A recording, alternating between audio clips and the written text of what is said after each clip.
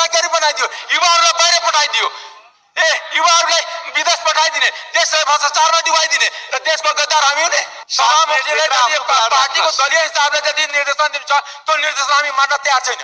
किनभने सभामुखले निर्देशन दिनु परेको सबै जिल्लामा बजेट किन गएन? त्यो निर्देशन दिन आउँदैन सभामुखलाई। एमाले जे भने त्यही निर्देशन छ भने सभामुख संसदको एमालेको होइन, तपाईँको दायामाले आएको होइन, तपाईँ जसरी आएछ तपाईँ त्यही प्रक्रियाबाट म पनि आएको हो। यहाँलाई म सचेत गराउँछु कि निर्धारित विषयमा अघि भएको रुलिङलाई समेत ध्यानमा राख्दै आफ्नो अभिव्यक्ति दिन सक्नुहुन्छ। यहाँहरू सचेत भएर अगाडि बढ्नुहोस्। सभामुखजी, स्वतन्त्र सांसद साँडे जहिले पनि मलाई रुलिङ मात्र गर्ने होइन, सबैलाई रुलिङ गर्नुपर्छ। सबै संसद बराबर हो, यहाँ कोही ठुलो होइन कोही सानो होइन। किनकि बारम्बार देख्छु कि हामीलाई मात्रै रुलिङ गर्ने, स्वतन्त्र सांसदलाई मात्र रुलिङ गर्ने कि एउटा राष्ट्रपालाई दुख दिइराख्ने यहाँ। किनकि सानो दल छ, एउटा स्वतन्त्र सांसद चाहिँ त्यसलाई बोल्न नदिने, त्यसलाई रुलिङ दिने र सरकारको बजेट आफू जम्मै कुम्लाउने, त्यसलाई ताली बजाउने। प्रधानमन्त्रीले मन्त्री आफ्नो जिल्लामा लाग्छ भने सराईमा बजेट किन उहाँको अभिव्यक्ति विगतमा पनि राम्रो छैन। समानुपातिक सांसदहरूलाई गरिरहनु भएको छ। कारबाहीको विषय बनाइयोस्। राष्ट्रमाथि प्रश्न खडा हुने खालको भाषा प्रयोग भयो भन्ने कुरा ध्यानमा राखिकन यसलाई रेकर्डबाट हटाउने मैले निर्देशन गर्दछु। नेपाल सरकारलाई म आग्रह गर्न चाहन्छु, यो 4-5 जिल्ला जुन भाग्यमानी जिल्लाहरू छन् त्यसलाई नेपालमा राखौँ।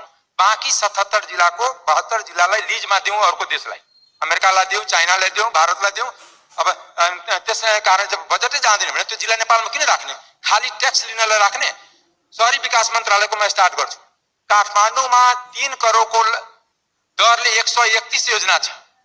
यदि काठमाडौँ जिल्लामा यदि काठमाडौँलाई जिल्ला मानियो भने, काठमाडौँ जिल्ला छ भने 131 योजना छ भने मेरो जिल्लामा त कम्तीमा 15-20 वटा पर्थ्यो। ठिक छ, मैले 131 को भाग खोजेको होइन, 131 चाहिँ खोजेको होइन। सर्लाहीको जनता सेकेन्ड ग्रेड नागरिक छ, त्यहाँ त कम्तीमा ठिक छ 20 राख्दै हुन्थ्यो, 30 राख्दै हुन्थ्यो।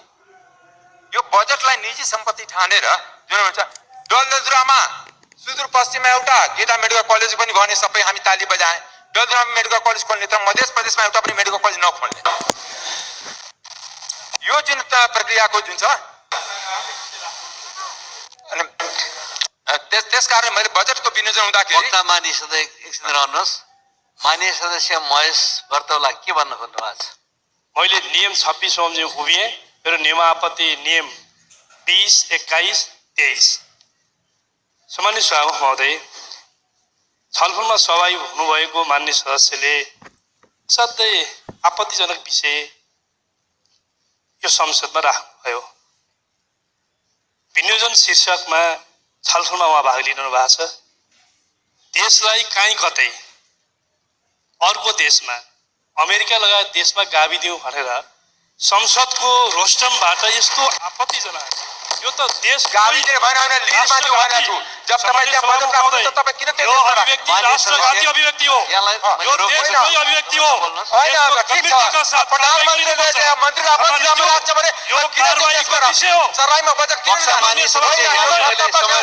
आपत्तिको मात्र विषय होइन, यो कारबाहीको विषय हो। मैले समय दिएको छैन। मैले माननीय सदस्यलाई सम्मान्य सभामुख महोदय, फेरि पनि आग्रह गर्न चाहन्छु, यो रेकर्डबाट हटाउनु मात्रै होइन, यो मुलुकको स्वाभिमानको विरुद्धमा, सार्वभौमिकताको विरुद्धमा, राष्ट्रिय अखण्डताको विरुद्धमा एउटा सांसदले यो संसदको रोस्टरबाट उभिएर यस्तो अभिव्यक्ति दिने कुरालाई कारबाहीको विषय बनाइनुपर्छ। उहाँलाई थप बोल्ने दिने कुरामा पनि संसदबाट सचेत गराइनुपर्छ, कारबाहीको विषय बनाइनुपर्छ।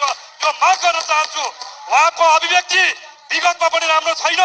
समानुपातिक सांसदहरूलाई गरिरहनु भएको छ। कारबाहीको विषय बनाइयोस् अविलम्ब। सामान्य सभामुख महोदय, उहाँलाई यसभन्दा अगाडि बढ्न दिनु हुँदैन। उहाँको अभिव्यक्ति बेठिक छ। राष्ट्रघाती अभिव्यक्तिलाई हामी सुनेर बस्न सक्दैनौँ। सामान्य सभामुख महोदय, कारबाहीको विषय बनाइयोस्, रुलिङ होस्, उहाँको विषय हटाइयोस्, कारबाहीको विषय बनाइयोस्। धन्यवाद।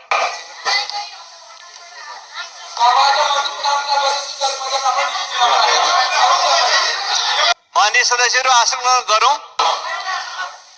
वक्ता माननीय सदस्यले आशय जे भए पनि 5 वटा जिल्ला बाहेक अरू जिल्लालाई नाम लिएरै अरू मुलुकहरूलाई दिए हुन्छ भनेर बोल्नु भएको छ। त्यसैले मान्य सदस्यहरू, त्यसैले उहाँले अरू मुलुकको नाम लिएर नेपालको भूमि दिए हुन्छ भनेर बोलेको कुरालाई संसदमा यो असंसदीय भाषा प्रयोग भयो, राष्ट्रमाथि प्रश्न खडा हुने खालको भाषा प्रयोग भयो भन्ने कुरा ध्यानमा राखिकन यसलाई रेकर्डबाट हटाउने मैले निर्देशन गर्दछु र वक्ता मान्य सदस्य बाँकी विषय आफ्नो अगाडि बढाउन सक्नुहुन्छ। यहाँलाई दिएको समय 7 मिनेट छ। पार्टीको दलीय हिसाबले जति निर्देशन दिन्छ त्यो निर्देशन हामी मान्न तयार छैन। किनभने सभामुखले निर्देशन दिनु पर्यो कि सबै जिल्लामा बजेट किन गएन, त्यो निर्देशन दिन आउँदैन सभामुखलाई। एमाले जे भने त्यही निर्देशन छ भने सभामुख संसदको एमालेको होइन। एउटा कुरा के भने बजेट पनि नजाने, बोल्न पनि नपाउने, हामी पनि जनताबाट आएको हो। अनि राजपालले पनि जस्तै होइन, बजेट किन गएन त्यो मलाई कारण देखाउनु पर्ने। बजेट देशमा तपाईको दायामाले आएको होइन, तपाईँ जसरी आएछ तपाईँ त्यही प्रक्रियाबाट म पनि आएको हो। अनि तपाईँले दायामाले यहाँको तपाईँले उठाइदिएकै होइन। देशप्रति गद्दार तपाईँ हो, देशप्रति गद्दार हो कि जसले देशको विकास 20 वर्षमा देशलाई गरी बनाइदियो, युवाहरूलाई बाहिर पठाइदियो, युवाहरूलाई विदेश पठाइदिने, देशलाई भ्रष्टाचारमा डुबाइदिने र देशको गद्दार हामी हो नि। एउटा कुरा के भने यो गरेर हुँदैन। यो सत्तापछि जे बजेट लाग्यो भने त्यसलाई हामी मान्दैन। जनताप्रति न्याय हुनुपर्छ, देशको सम्पूर्ण विकास हुनुपर्छ। 4-5 जिल्लामा सबै बजेट थुपार्ने र बोल्न पनि नपाउने। वक्ता मान्य सदस्य, हजुर यहाँलाई म सचेत गराउँछु कि निर्धारित विषयमा अघि भएको रुलिङलाई समेत ध्यानमा राख्दै आफ्नो अभिव्यक्ति दिन सक्नुहुन्छ। यहाँहरू सचेत भएर अगाडि बढ्नुहोस्। सभामुखजी स्वतन्त्र सांसद साँडे जहिले पनि मलाई रुलिङ मात्र गर्ने होइन, सबैलाई रुलिङ गर्नुपर्छ। सबै संसद बराबर हो, यहाँ कोही ठुलो होइन कोही सानो होइन। किनकि बारम्बार देख्छु कि हामीलाई मात्रै रुलिङ गर्ने, स्वतन्त्र सांसदलाई मात्र रुलिङ गर्ने कि आज एउटा राष्ट्रपाललाई दुख दिइराख्ने यहाँ। किनकि सानो दल छ, एउटा स्वतन्त्र सांसद चाहिँ त्यसलाई बोल्न नदिने, त्यसलाई रुलिङ दिने र सरकारको बजेट आफू जम्मै कुम्लाउने, त्यसलाई ताली बजाउने। त्यस कारणले यो अन्याय हामी सहँदैन। हामी नयाँ सांसद होइन, अन्याय सहनको लागि जनताले हामीलाई भेटेको छैन। अन्याय विरुद्ध लड्नको लागि भेटेको छ।